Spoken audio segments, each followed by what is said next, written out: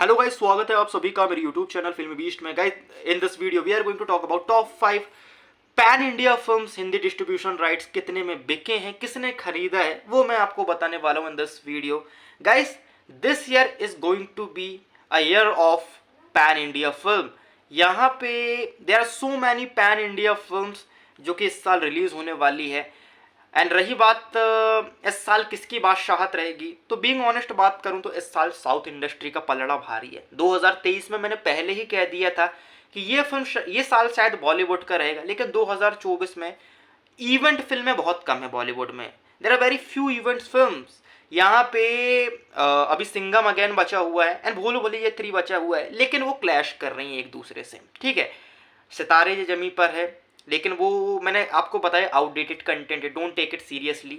And उसके बाद अक्षय का वेलकम है, लेकिन उसको एक क्रिंजी डायरेक्टर बना रहे हैं। 3 तिकाड़ा काम बिगाड़ा, ये तो आपने सुना हुआ है। थर्ड पार्ट्स हमेशा से हम देखते आ रहे हैं मोस्टली कि यहाँ पे कुछ ना कुछ कमियां होती हैं and film as the expectation कमाई नहीं कर पाती।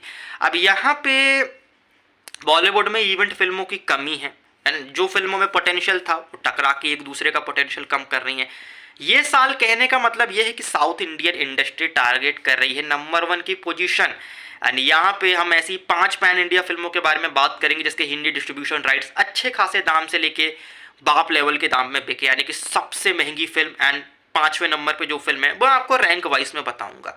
तो 5वें नंबर पे जो फिल्म है इस साल वो है हिंदुस्तानी 2।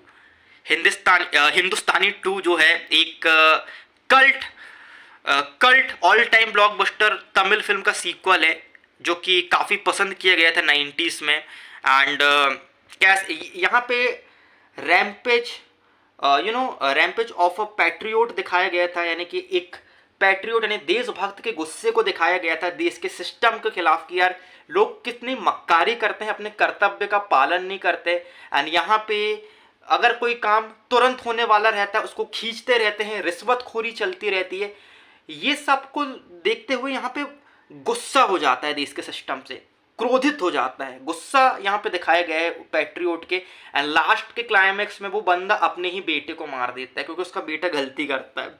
ये था यहाँ पे क्लाइमैक्स ऑफ इंडियन। अब उसका सीक्वल आ रहा है एंड जाहिर बात है कि सीक्वल का साउथ में तो डिमांड बहुत ज़्यादा होने वाली, क्योंकि पार्ट 1 ने 3 करोड़ 25 लाख फुटफॉल्स लिए थे। अब यहाँ पे हिंदी में भी इसकी अच्छी खासी डिमांड है एंड यहाँ पे 20 करोड़ में इसके हिंदी डिस्ट्रीब्यूशन राइट्स बिके हैं, यानी कि इसको हिंदी में हिट होने के लिए लगभग 40 करोड़ तो सक्सेस होने के लिए कमाना पड़ेगा एंड 50 करोड़ नेट कमाते ये हिंदी में हिट का टैग लेके चली जाएगी। शंकर इसका डायरेक्टर है, तो शायद क्या पता ये फिल्म 100 करोड़ भी करके निकल जाए। यहाँ पे ये एक सरप्राइज होने वाली, लेकिन इसके हिंदी डिस्ट्रीब्यूशन राइट्स मेरे ख्याल से थोड़ा कम बिके यार, क्योंकि ये फिल्म एटलीस्ट 30-35 करोड़ डिजर्व करती थी डिस्ट्रीब्यूशन में। इसके बाद नंबर 4 पे है एनटीआर का देवरा। अब देखो यार, देवरा जो है एनटीआर का नेक्स्ट फिल्म है आफ्टर आरआरआर एंड 50 करोड़ में इसके हिंदी डिस्ट्रीब्यूशन राइट्स बिके हैं, जो कि खरीदा है किसने, अनिल थड़ानी ने एंड करण जौहर ने मिलकर के। And film is clashing with Shahid Kapoor Deva. ये भी larger than life action film होने वाली है। When it comes to junior NTR, उसकी फिल्मों में जो उसका एग्रेशन रहता है ना, वो देख के मजा आता है। And I am huge fan of NTR in south. उसकी एक्टिंग देखने में मजा आती है। There are so many actors जिसके आप फैन हो सकते हो, बस आपको उसकी फिल्म देख के मजा आना चाहिए, दैट्स कॉल्ड अ फैन। ठीक है, यहाँ पे अगर मैं बात करूँ एनटीआर की, यहाँ पे साउथ में उसकी बहुत फैन फॉलोइंग है एंड आई थिंक होप कि आरआरआर के बाद हिंदी में यहाँ पे उसकी फैन फॉलोइंग बढ़ी हो। एंड देवरा हमको इंडिकेट करेगी कि क्या वाकई हिंदी ऑडियंस ने एनटीआर को एक्सेप्ट किया है कि नहीं। एंड इसको 100 करोड़ का बिजनेस हिंदी में हिट होने के लिए करना पड़ेगा।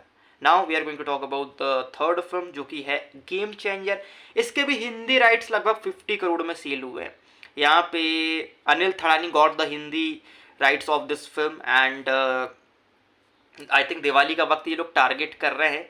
एंड इसकी डिमांड भी हिंदी में बहुत है। शंकर का फिल्म है, अन्यान का डायरेक्टर, इंडियन का डायरेक्टर, अपरिचित, आय 2.0, रोबोट, ऐसी फिल्में शंकर बना चुके हैं एंड आजकल पैन इंडिया फिल्मों का ट्रेंड है।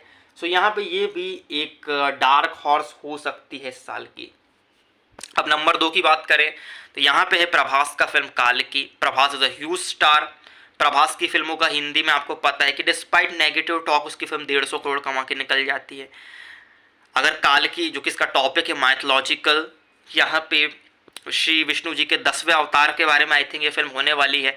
तो यहाँ पे हिंदी ऑडियंस को ये एक्साइट करेगी। अगर फिल्म अच्छी निकल गई तो 300-400 करोड़ कहाँ जाके रुकेगी कोई अनुमान नहीं लगा सकता। लेकिन मैं इतना कह सकता हूँ कि डिस्पाइट नेगेटिव टॉक ये 200 करोड़ कमा सकती है नेगेटिव टॉक के साथ। एंड 35-40 करोड़ का खाली ये हिंदी ओपनिंग लेने की क्षमता रखती है, क्योंकि प्रभास का स्टारडम हल्के में नहीं लिया जा सकता। आप देख रहे हो बॉलीवुड के सुपरस्टार 5-6 करोड़ का ओपनिंग ले रहे हैं, 8-10 करोड़ का ओपनिंग ले रहे हैं, वो बंदा 30-40 करोड़ का ओपनिंग लेता है भाई। तो ऐसे में उसको हम केवल स्टार तो कह नहीं सकते। जाहिर बात है कि वो हिंदी में सुपरस्टार का टैग ऑलरेडी प्राप्त कर चुका है प्रभास, एंड हिंदी में उसकी फिल्म की डिमांड है भाई। बीइंग ऑनेस्ट कह रहा हूँ, हिंदी में उसकी फिल्म की डिमांड है। लेकिन इसके हिंदी डिस्ट्रीब्यूशन राइट्स बिके हैं मात्र 75 करोड़ रुपए में। अब पता नहीं इतने कम में क्यों बेचा उन लोगों ने। बजट फिल्म का 600 करोड़ का है, एंड इसको हिट होने के लिए हिंदी में 150 करोड़ कमाना पड़ेगा, इतना मैं कह सकता हूँ। ठीक है, 150 करोड़ इसको हिंदी में कमाना है।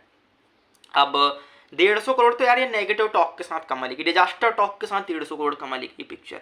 अब बात करते हैं नंबर 1 पे जो फिल्म जिसके हिंदी डिस्ट्रीब्यूशन राइट्स इनसे दुगने 2.5 गुने प्राइस में बिके हैं। I am talking about Pushpa 2। Pushpa 2 का हाइप बहुत ज़्यादा है। अल्लू अर्जुन ऐसे ही करेगा और थिएटर स्टेडियम बन जाएगा। भले ही पिक्चर की कहानी कुछ भी हो, भले ही फिल्म घटिया हो, लेकिन घटिया होने के बाद भी अल्लू अर्जुन 300 करोड़ ऐसे ही कमा के निकल लेगा। एंड अगर नॉर्मल डिसेंट भी निकली पिक्चर तो 500 करोड़ का धंधा कहीं गया नहीं। अब तो फिल्म सोलो आ रही है, हॉलीडे का रिलीज है, एंड जो वक्त इसको मिला है मैन कमाने के लिए वो बहुत ही बढ़िया वक्त है। 5 दिन में हिंदी से 300 करोड़ कमा के निकल सकती है पिक्चर। यहाँ पे अल्लू अर्जुन का ये जो पिक्चर है, it could be first film of Indian cinema जो 5 दिन में 500 करोड़ का नेट कमाई कर सकती है, क्योंकि इसको वक्त मिला है वैसा हॉलीडे का। आई थिंक शायद एक्सटेंडेड वीकेंड इसको मिला हुआ है। मैं उस पर फिर कभी बात करूंगा मैं। बाकी इसका हिंदी डिस्ट्रीब्यूशन राइट्स 200 करोड़ में बिका हुआ है। 200 करोड़ में इसके हिंदी डिस्ट्रीब्यूशन राइट्स बिके हैं, एंड यानी कि इसको हिट होने के लिए हिंदी से 400 करोड़ का नेट कमाई करना पड़ेगा। 400 करोड़ कमाएगी ये फिल्म तो इसको हिंदी में हिट माना जाएगा। एंड जो कि यहाँ पे मेकर्स ऑलरेडी एक्सपेक्ट कर रहे हैं कि हिंदी में हमारी फिल्म 500 करोड़ कमाएगी, तो डिस्ट्रीब्यूटर्स को भी लगता है कि 250 ये फिल्म 500 कमाएगी, यानी कि हमको 250 करोड़ का शेयर मिलेगा इससे। चलो लगा तो 200 करोड़, 50 का प्रॉफिट हो जाएगा। तो यही सोच के यहाँ पे अनिल थरानी ने 200 करोड़ का दाव खेला है इस फिल्म पे। अब लेट्स सी ये फिल्म कितना कमाई करती है। ये फिल्म रिलीज होगी तब हम उस पर तब हमें इसका अंदाजा होगा बेसिकली। बाकी एज ऑफ नाउ यहाँ पे मैं इतना ही कह सकता हूँ कि 300 करोड़ तो डिस्पाइट नेगेटिव टॉक ये फिल्म काम कर सकती है, क्योंकि क्रेज सीक्वल का बहुत ज़्यादा है मैन। इट्स लाइक जो हाइप यहाँ पे बाहुबली 2 की थी ना, KGF की थी ना, वही हाइप पुष्पा 2 की है हिंदी मार्केट में, समझ रहे हो। तो ये था यहाँ पे इनके डिस्ट्रीब्यूशन राइट्स की कितने में बिके।